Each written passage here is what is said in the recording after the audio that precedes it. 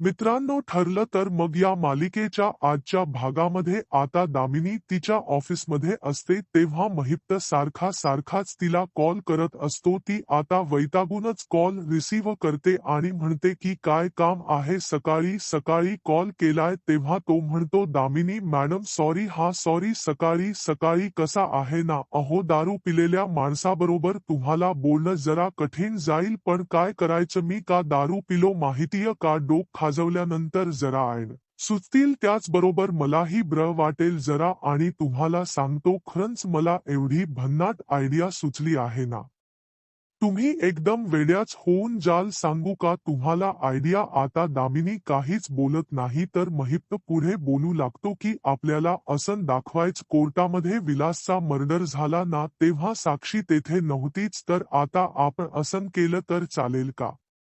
साक्षीचा खोटा बॉयफ्रेंड उभा केला म्हणजे त्याचा तिथे खून झाला म्हणजे तुम्ही बॉडीचा अजिबात काही टेन्शन घेऊ नका, आपण अरेंज करू ती बॉडी वगैरे. आणि जेव्हा तो खून झाला ना, तेव्हा तो खून पाहून साक्षी तर घाबरली आणि तेथेच लपून बसली आणि मग तेथे विलास आला आणि विलासचा तेथे मर्डर झाला. म्हणजे विलासचा मर्डर झाला तर साक्षी तेथे नव्हतीच. मग आता लगेचच दामिनी म्हणते, शिकरे अहो तुम्ही एवढे कमी शिकलेले असून एवढ्या माइंड ब्लोईंग आयडिया आणताच कुठून? अहो जास्त शिकला असता तर माझ्या वकिलीवर गदा आली असती ना, तेव्हा लगेचच आता महिप्त म्हणतो, नाही तुम्ही ना मला नीट नाही बोलत, हा तुम्ही मला टोमणे मारतायत आणि ते मला दिसतंय. मग आता दामिनी हसते आणि म्हणते, अरे वा, दारू डोसून सुद्धा सरक्यांने जन कळते की तुम्हाला, मग का असल्या रद्दी आयडिया देताय आणि माझं डोक खातय. महिप्त म्हणतो, दामिनी बाई अहो रद्दी आयडिया कसल्या हो, आपल्याला कोर्टामध्ये तसंही सिद्ध करायचं ना की साक्षी ऑलरेडी तेथे नव्हतीच खुनाच्या रात्री. मग त्यावरती दामिनी म्हणते, मला माझं काम ना अगदीच चोख करता येतं, त्यामुळे तुम्ही स्वतःच्या बुद्धीला अजिबातच स्थान देऊ नका. फक्त एक काम करा, तुमच्या मुलीला उद्या घेऊन जाण्याची घरी तयारी करा. तेव्हा महिप्त हसतो आणि विचारतो, काय म्हणजे उद्या माझी मुलगी घरी येणार, त्यावेळी कसं काय असं तो विचारत. तेव्हा ती म्हणते की माझा वेळ खाऊ नका, तयारी करायची आहे. त्यावेळी महिप्त हसतो आणि म्हणतो, उद्या फटाके फुटणार, जंगी पार्टी होणार, तुम्ही पण यायचे. हा देशमुख माई, अहो तुमच्यामुळे सगळं झालं, आपण ना अगदी जंगी पार्टी करूयात. तेव्हा दामिनी रागातच म्हणते, लेला आनंद स्वतःचा स्वतः साजरा करा, असं म्हणून ती फोन ठेवते. तेव्हा आता महिप्त म्हणतो, ब्र राहिलं असं म्हणून तोही फोन ठेवतो आणि म्हणतो, अरे बाप रे, उद्या माझी लेक सुटणार, असं म्हणून तो पुन्हा दारू पिऊ लागतो. कडे सायली ही खूपच अस्वस्थ असते, तिला काय करावं सुचत नसतं, कारण आता अर्जुनला त्या ऑफिसमध्ये काही मिळाले असतील का पुरावे याचाच विचार ती करत असते. मग आता ती मनातच म्हणते की करू का यांना फोन, मला तर चैनच पडत नाहीये. तेव्हा ती लगेचच अर्जुनला फोन करणार असते तितक्यातच अर्जुन घरी येतो. तेव्हा आता लगेचच ती म्हणते, अहो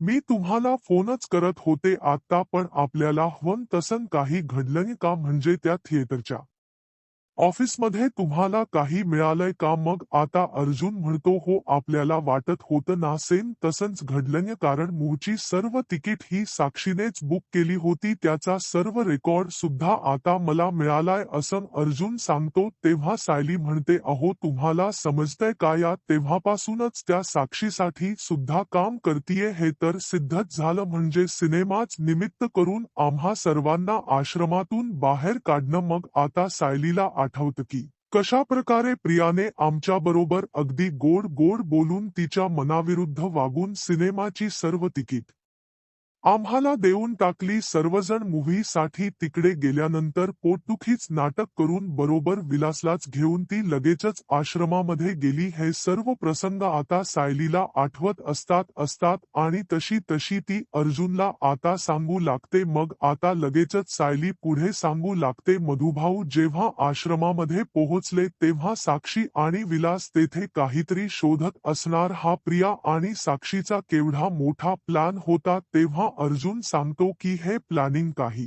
दिवसांपासून नाही तर काही महिन्यांपासून सुरू असणार. तेव्हा सायलीला मोठा धक्काच बसतो. त्यावेळी आता सायली लगेचच म्हणते ती प्रिया मधुभाऊंच्या विरोधात पैशांसाठी कट करत होती आणि आता सुद्धा ती रविराज काकांना फसवती आहेच आणि म्हणून तर ती नोटीस पाठवली ना. त्यावेळी अर्जुन विचारतो आता कोणती नोटीस. सायली लगेचच असंच ते लेटर आता अर्जुनला दाखवते. मग आता अर्जुन ते लेटर सगळं वाचतो आणि म्हणतो मला माहीच होतं असं काहीतरी घडणार कारण प्रिया गप्प बसण्यातली नाहीये. प्रियाने लगेचच त्यांना सांगितलं आणि आता प्रियाची कोणतीही पर्सनल इन्फॉर्मेशन आपण काढू शकत नाही. मग आता सायली म्हणते हो ते समजलं मला कारण मी ते लेटर वाचल त्याचबरोबर हे सगळं ना माझ्यामुळे झालंय मी तो मोबाईल लपवल्यामुळे. अर्जुन म्हणतो हो मग पुढे. आता तो म्हणू लागतो की सिनियर कधीही प्रियाची पर्सनल इन्फॉर्मेशन काढू देणार नाही याचा अंदाज देखील मला होताच. मग सायली म्हणते असो काही हरकत नाही पण प्रियाचा जो खोटारडेपणा आहे जे तिचं खोटं सत्य आहे ते बाहेर काढण्यासाठी आपल्याला दुसरा कोणता तरी मार्ग सापडेलच ना. त्यावेळी अर्जुन म्हणतो हो तो तर सापडणारच आहे. नंतर आता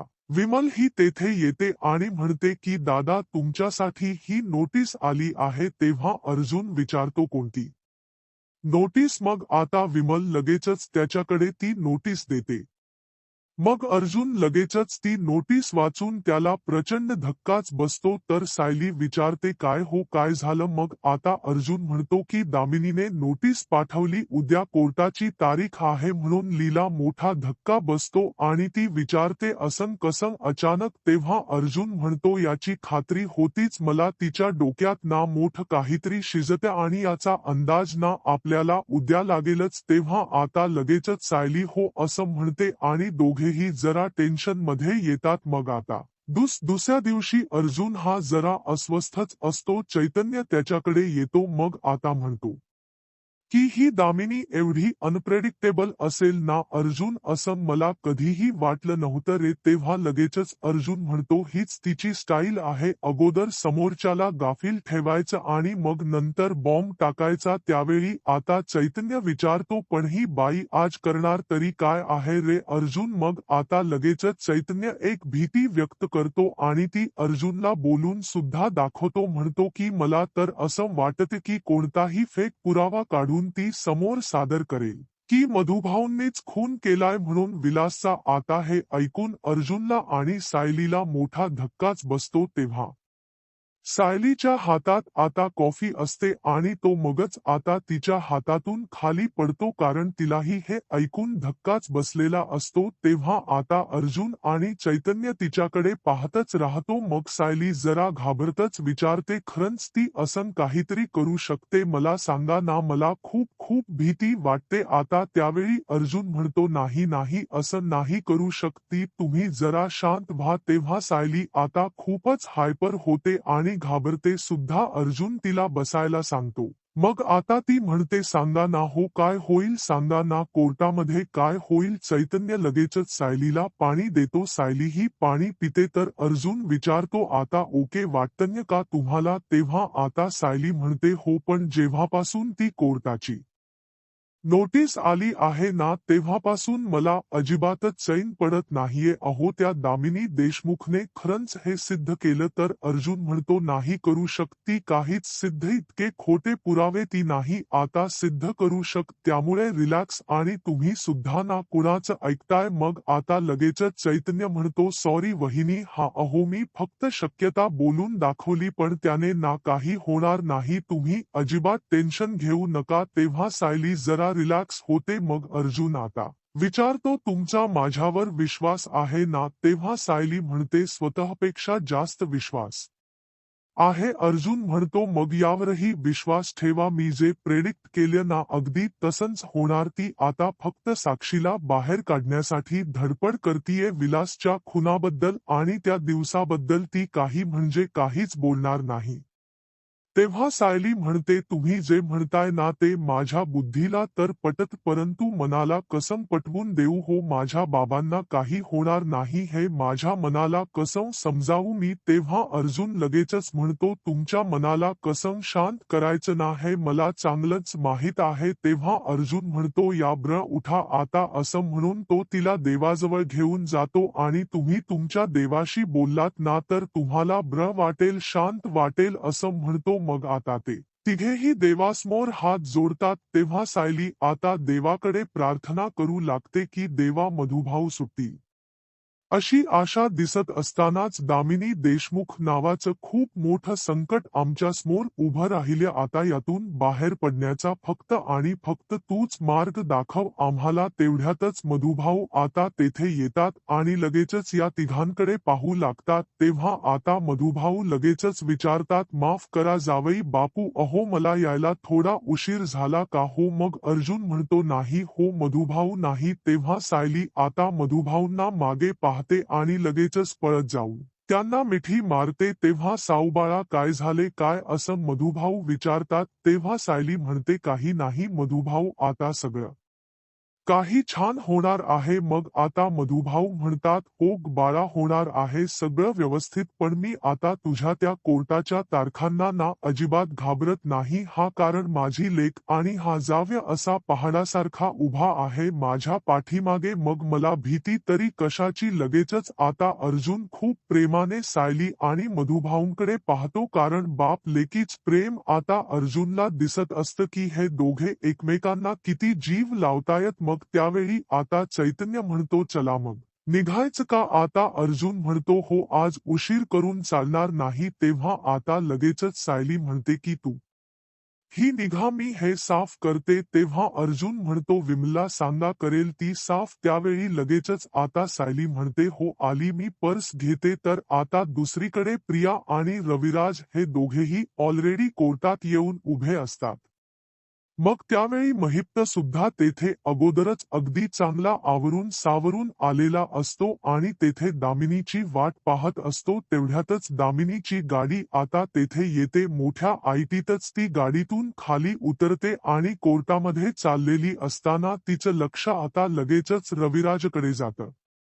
मग आता महिप्तला वाटतं की ती मला हाय तरी करेल किंवा गुड मॉर्निंग वगैरे असं काहीतरी म्हणेल. या आशेने तो आता दामिनीकडे पाहत असतो आणि थोडा पुढे होतो, पण दामिनी अजिबातच त्याला भाव देत नाही आणि सरळ तडक रविराजकडे निघून जाते. मग महिप्तचा चेहराच पडतो. तेव्हा आता इकडे हालो रविराज ओळखलत का असं दामिनी त्याच्याबरोबर हात मिळवत विचारते. तेव्हा तो म्हणतो, हो ओळखलत, भेटून खूप दिवस झाले, पण तुझ्या सक्सेस बद्दल मी खूप ऐकलं. मग आता लगेचच दामिनी हसते आणि म्हणते, माझ्या सक्सेस जाऊ द्या, तुमचा जो शिष्य आहे ना अर्जुन सुभेदार यांच्या सक्सेस बद्दल सुद्धा मी खूप ऐकले. तेवढ्यातच अर्जुनची गाडी आता तेथे येते आणि कोर्टासमोर थांबते. मग सर्वजण आता त्याकडे पाहतच राहतात. तेव्हा गाडीतून अर्जुन, सायली, त्याचबरोबर चैतन्य, मधुभाऊ हे सर्वजण आता खाली उतरतात. मग आता रविराज त्याचबरोबर दामिनी आणि प्रिया हे तिघेही आता सगळ्यांकडे पाहतच राहतात. तर मीडियावाले असतात ना लगेचच अर्जुन भोवती घोळका घालतात. मग लगेचच अर्जुनला आश्चर्य वाटतं. तेव्हा पत्रकार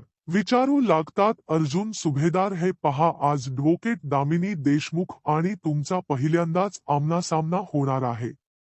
याबद्दल तुमची काय भावना आहे? तेव्हा अर्जुन म्हणतो, काय असणार, कोर्टामध्ये कोणी ना कोणी दरवेळी अपोजिशन लॉयर असतंच आणि यावेळी दामिनी देशमुख आहे, एवढं काय त्यात? मग आता त्यावेळी दुसरी पत्रकार म्हणते की तुम्ही दोघेही या अगोदर एकही ही केस हरला नाहीत, मग काय वाटतं यावेळी कोण हरेल? तेव्हा अर्जुन आता अगदी मोठ्या कॉन्फिडेंटनेच म्हणतो, ऑफकोर्स दामिनी देशमुख हरणार, माझी बाजू सत्याची आहे, सत्य काही दिवस लपत असेल पण कधीही हरत नाही. तेव्हा आता पत्रकार विचारतात, आपली तत्व कधीही बदलणारा वकील म्हणून तुमची ओळख आहे मिनी देशमुख, बदलणार का? तेव्हा अर्जुन म्हणतो, कधीच नाही. माझी तत्व मी कुणासाठीही कधी बदलत नाही आणि तत्व नसलेल्या माणसांसाठी तर नाहीच नाही. असं म्हणून अर्जुन आता मोठ्या शिताफेने सर्व प्रश्नांची उत्तर देऊ लागतो. तर सायली आता कौतुकाने अर्जुनकडे पाहते. इकडे दामिनी आता सर्व काही ऐकत असते आणि मग त्यानंतर रविराजला म्हणते आले हा तेव्हा लगेचच आता दामिनी ही अर्जुनकडे येत असते मग अर्जुन देखील तिच्यासमोर येऊन उभा राहतो. दोघेही खूप वेळ एकमेकांकडे पाहतात तर आता महिप्त कॉलरच आपली टाईट करू लागतो कारण आता देशातील टॉप 5 पैकी वकील आपल्याकडे आहे असा त्याचा आता भ्रम होतो आणि म्हणून तो खूपच खुश असतो तेव्हा लगेचच दामिनी हात पुढे करते आणि अर्जुनला हात मिळवणार असते तेव्हा अर्जुन सुद्धा अगदी तिच्या हातामध्ये हात मिळवतो. दामिनी म्हणते मी ॲडव्होकेट दामिनी देशमुख. अर्जुन सुद्धा आता मी ॲडव्होकेट अर्जुन सुभेदार अशी आपली ओळख सांगतो तेव्हा आता लगेचच दामिनी म्हणते पहिल्यांदाच आपण समोरासमोर आलोय तुझा आत्मविश्वास ढळतोय का? तेव्हा तिच्या या बोलण्याचा सायलीला राग येतो तेव्हा अर्जुन आता लगेचच हुशारीने उत्तर देतो माझा आत्मविश्वास बघण्यासाठी आतमध्ये तिथे कोर्टामध्ये ना माझ्याबरोबर तुला लढाव लागेल समजलं. तेव्हा दामिनी हसते आणि म्हणते ऑफकोर्स मी लढण्यासाठी आणि जिंकण्यासाठीच आलीय. तेव्हा अर्जुन म्हणतो हो का पण तुमची बाजू किती वीक आहे हे तुम्हाला माहीच नाहीये. तेव्हा दामिनी म्हणते ते माझी बाजू वीक आहे की तुझ्याकडे बिनबुडाचे पुरावे आहेत ते आता कोर्टात कळेलच आणि आता ना आपण मी जिंकल्यावरच बोलू सी यू असं अर्जुनला ती म्हणते आणि तेथून मोठ्या तोयातच जाऊ लागते तेव्हा अर्जुन म्हणतो ॲडव्होकेट दामिनी देशमुख. तेव्हा आता दामिनी लगेचच मागे पाहते तेव्हा अर्जुन म्हणतो दामिनी देशमुख आज कोर्टात ना तुम्ही जिंकणार ना मी जिंकणार आज कोर्टामध्ये जिंकणार ते फक्त सत्य आणि सत्यात जिंकणार. मग दामिनी एकदमच गप्प राहते तेव्हा अर्जुन लगेचच तिचा टोमणा तिलाच मारतो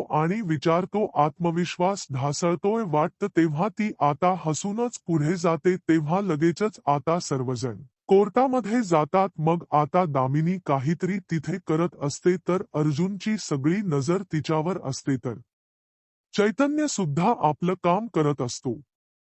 मागे सर्वजण बसलेले असतात तर साक्षी आता विटनेस बॉक्समध्ये येऊन ऑलरेडी उभी राहिलेली असते. एवढ्यातच जज साहेब देखील आता तेथे येतात. ते आल्याबरोबर आता सर्वजण तेथे उठतात तेव्हा कोर्टाची कारवाई सुरू केली जावी आता लगेचच जज साहेब म्हणतात तेव्हा दामिनी अगोदर उठते आणि म्हणते जज साहेब मी आहे ॲडव्होकेट दामिनी देशमुख अशी स्वतःची ओळख करून ती देत सांगते. साक्षी शिखरे यांचे वकीलपत्र आता मी घेतले आणि ही पवारांची एनओसी त्यावेळी आता लगेचच जज साहेब हे एनओसी पाहतात आणि युवर ओपनिंग स्टेटमेंट प्लीज असं तिला म्हणतात तेव्हा ॲडव्होकेट दामिनी देशमुख सांगू लागते माझी क्लायंट मिस साक्षी शिखरे हिच्यावर कोर्टाची दिशाभूल करण्याचा आरोप आहे पण माझं असं म्हणणं आहे खरं तर तिचीच दिशाभूल झाली आहे. तेव्हा आता अर्जुन सायली आणि चैतन्य हे तिघेही आश्चर्याने आता लगेचच दामिनीकडे पाहू लागतात. दामिनी सांगू लागते या अगोदर कोर्टामध्ये ज्या काही खोट्या स्टेटमेंट तिने दिल्या आहेत ना त्या सगळ्या मनाविरुद्ध आणि अत्यंत नाईलाजाने दिल्या आहेत आणि हे सगळं मी कोर्टामध्ये सिद्ध करेनच. मध्ये खोट बोलल्याच्या आरोपातून साक्षी शिखरेला मुक्त करण्यात यावं अशी माझी कोर्टाला विनंती आहे. तेव्हा असा दामिनीने स्टेटमेंट दिल्यानंतर महिपला मात्र खूपच आनंद होतो. आपलं ओपनिंग स्टेटमेंट संपवते आणि क्यू असं म्हणून जागेवर जाऊन बसते तेव्हा आता जज साहेब लगेचच म्हणतात ॲडव्होकेट अर्जुन सुभेदार तुमचं ओपनिंग स्टेटमेंट आता तुम्ही देऊ शकताय. तेव्हा अर्जुन लगेचच उठतो आणि म्हणतो युअर ऑनर जर साक्षी शिखरेने अत्यंत नाईलाजाने त्यांचा स्टेटमेंट दिलं असेल तर ते एकदा नाही तर तीनदा कसम खोट बोलेल आणि खोटे साक्षीदार तर कसे उभे केले तिने त्याचबरोबर खोट्या आयडेंटिटीज कशा क्रिएट केल्या आणि हे सगळं मनाविरुद्ध कसं होऊ शकतं याचाच कोर्टाने विचार करावा. साक्षी जरा घाबरतेच कारण अर्जुन एकदा बोलायला लागला की साक्षीला जरा घाबरल्यासारखंच होत असतं मग आता तो सुद्धा क्यू असं म्हणून खाली बसतो तेव्हा लगेचच आता दामिनी उठते आणि म्हणते युअर ऑनर मला माझं म्हणणं सिद्ध करण्यासाठी साक्षी शिखरेला काही प्रश्न विचारण्याची परमिशन हवीय.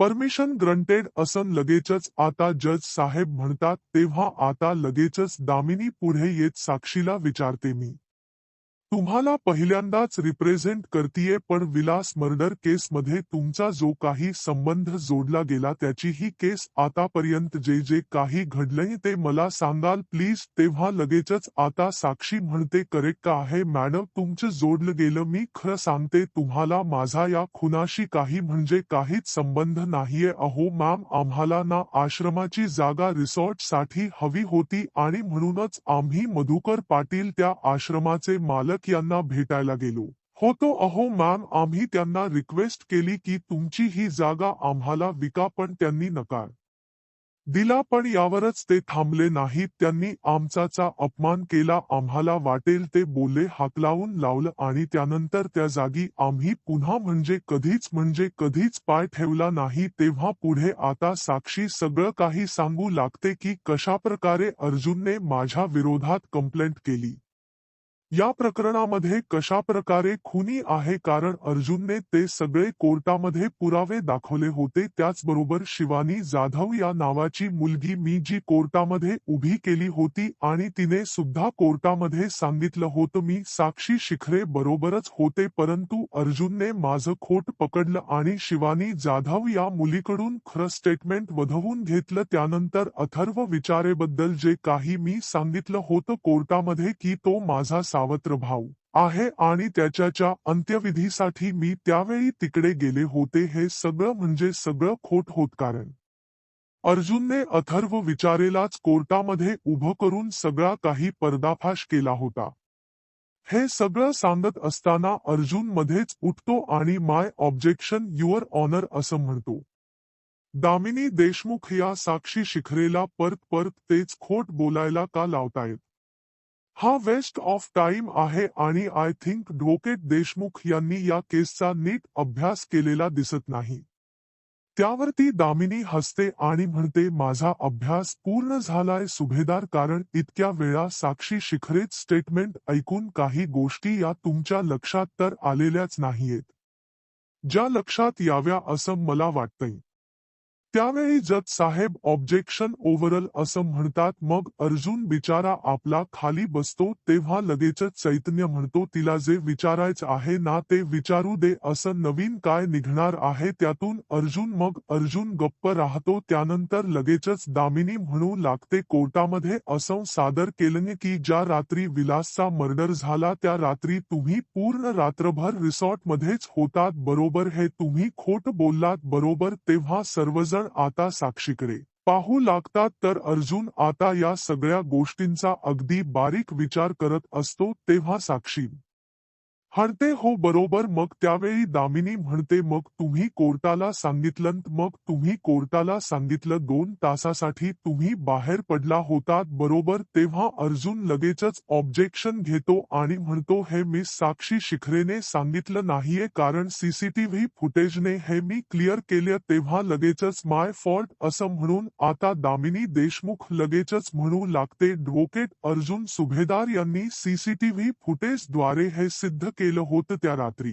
तुम्ही 2 तास त्या रिसॉर्टच्या बाहेर गेला होतात बरोबर? साक्षी आता लगेचच हो असं हणते. मग तुम्ही असं म्हणालात की शिवानी नावाच्या एका मुलीला तुम्ही भेटलात, पण तेही तुम्ही कोर्टाला खोटं सांगितलंत बरोबर ना? तेव्हा साक्षी हो असं म्हणते. जून सायली आणि रविराजला प्रश्न पडतो की ही आता पुन्हा हा विषय उगाळून काढतेय. मग त्यानंतर लगेचच दामिनी म्हणते, त्यानंतर तुम्ही कोर्टामध्ये असं खोटं सांगितलं की तुमचा भाऊ अथर्व विचारे याच्या फ्युनरलसाठी तुम्ही तिकडे गेला होतात बरोबर? कारण खरं म्हणजे तुम्हाला कोणी सावत्र भाऊ नाहीचे. माय अपॉलॉजी. हे सुद्धा अर्जुन सुभेदार यांनी सिद्ध केलं की अथर्व विचारे नावाचा तुम्हाला कोणी सावत्र भाऊ नाहीचे. तुम्ही एका वेगळ्याच माणसाची आयडेंटिटी चोरून एक वेगळंच कॅरेक्टर निर्माण केलं बरोबर? म्हणजे हे सगळं तुम्ही कोर्टामध्ये खोट बोललात. तेव्हा साक्षी ही महिप्तकडे पाहते, तर महिप्त आता लगेचच मान डोलावतो. तेव्हा ती आता लगेचच हो असं म्हणते. तर अर्जुन आणि सायली हे दोघेही एकमेकांकडे पाहतच राहतात. त्यानंतर दामिनी म्हणते, मिस्टर सुभेदार, मी जे काही बोलते त्याच्याशी तुम्ही सहमत आहात ना? तेव्हा अर्जुन ऑफकोर्स असं म्हणतो. मग आता दामिनी हसते आणि म्हणते, सॉरी, हा मी तुमचं क्रेडिट घेत नाहीये, कारण हे सगळं तुम्हीच कोर्टामध्ये सिद्ध करून दाखवले आणि तुमच्यामुळेच कोर्टाला समजलं की मिस साक्षी शिकरे ही परत परत परत परत परत कोर्टामध्ये फक्त आणि फक्त खोटच बोलतीय असं म्हणून ती अर्जुनकडे पाहते, तर अर्जुन रागातच दामिनीकडे पाहतो, तर दामिनी मात्र आता हसत असते. त्यानंतर महिप्तला प्रश्न पडतो की ही बाई परत परत परत परत असा साक्षीच्या खोट्या पताका का मिरवत असेल. तेव्हा रविराजला आता टेन्शनच येत, नक्की काय हे प्रकरण चाललंय यांचं. मग आता लगेचच प्रिया ही हळूच म्हणते, बाबा, अहो बाबा, आम्हाला कळतच नाही ही असं का म्हणतीय ब्र, की साक्षीच्या विरोधात ही बोलती असं का वाटत आपल्याला. त्यावेळी आता रविराज म्हणतो, तिचे हे सर्व प्रश्न आहेत ना बाळा, ते साधे सरळ दिसत नाहीयेत मला. नक्कीच काहीतरी गडबड आहे याच्यामध्ये ना, नक्कीच काहीतरी तिचा प्लन दिसतोय. तेव्हा लगेचच आता चैतन्य इकडे अर्जुनला विचारतो, ही एक्झॅक्टली काय करती रे अर्जुन. अर्जुन रागातच म्हणतो, कळतेय मला ती काय करतीय ते, तू आता कंटिन्यू कर, बघ पुढे काय होते ते. मग आता इकडे साक्षी म्हणते, दामिनी मॅडम ऐका ना, जे काही घडलंय ना ते सगळं ऑलरेडी मी क्लिअर केलंय. मी कोर्टाला हे सुद्धा सांगितलंय की हे विषय पुन्हा पुन्हा नकोच, मला या सगळ्याचा ना खूप ट्रॉमा होतो. मग तेव्हा लगेचच आता दामिनी विचारते, अरे खोट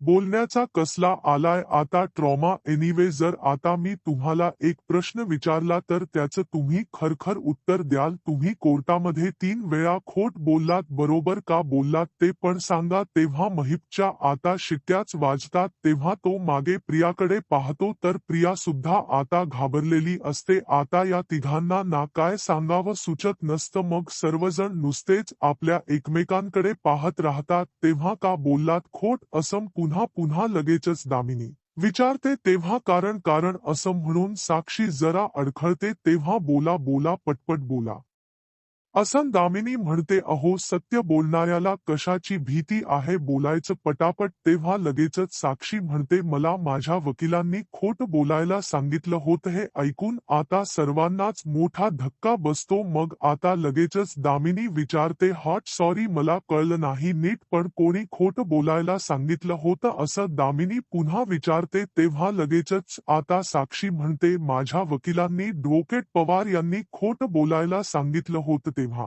अर्जुनला समजत दामिनीचा नक्की काय हेतू आहे. मग तो चैतन्याकडे पाहतच राहतो.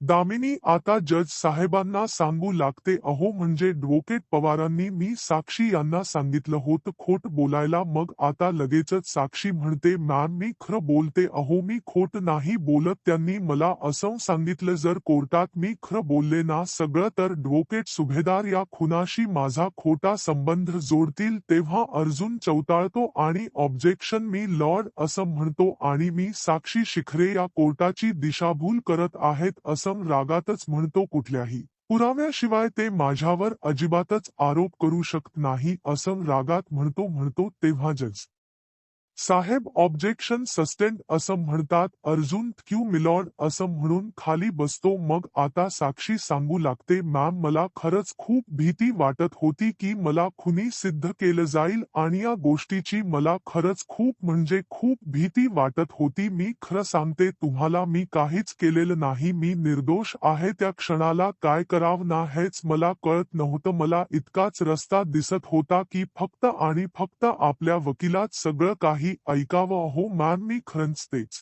केलं. माझ्या वकिलांनी मला सांगितलं हे आज असं बोल. मग मी तसंच बोलले. मला माझ्या वकिलांनी असं सांगितलं की ही अशी खोटी कागदपत्र आज तयार करायची आहेत. मी तर तेच केलं मॅम असं म्हणून साक्षी पुन्हा पुन्हा खोट बोलू लागते. तेव्हा लगेचच दामिनी म्हणते, नाही मिस्खरे, अहो तुम्ही सुशिक्षित आहात, तुम्हाला माहीत असायला हवं की कोर्टात खोट बोलणं हा खरंच खूप मोठा गुन्हा आहे ते. मग आता लगेचच ती म्हणते की मी खूप सामान्य मुलगी आहे, फक्त एक स्वप्न होतं छान असं रिसॉर्ट बांधायचं आणि त्यातून उत्पन्न मिळवायचं, आणि माझ्या ध्यानी मनी नसतानाही माझ्यावर असला खुनाचा आरोप केला गेला. अहो मला माझ्या डोळ्यासमोर अख्खा आयुष्य उद्ध्वस्त होताना दिसत होतं. मी काय करणार होते अजून, आणि मला या सगळ्यामध्ये एकच पर्याय दिसत होता की आपल्या वकिलाच ऐकावं. मला पवार वकिलांनी हेच सांगितलं की खोटं बोलणं हाच सध्याचा उपाय आहे म्हणून, आणि मी तर तेच केलं. तेव्हा आता दामिनी म्हणते आमचा व्यवसाय खूपच उदात्त आहे. मी शिखरे आम्ही खूप म्हणजे खूप मेहनत घेतो, कारण दोषी असेल त्याला शिक्षा व्हावी आणि निर्दोष असेल तो मुक्त सुटावा. आम्ही तर लोकांची मदत करण्यासाठीच इथे आहोत, पण प्रत्येक व्यवसायात असतात तसे या व्यवसायात सुद्धा अपवाद आहेतच, ते पण ॲडव्होकेट पवारांसारखे. परंतु मिस चिखरे, तुमच्या लक्षात यायला हवं होतं की आपण हे खोटं बोलतो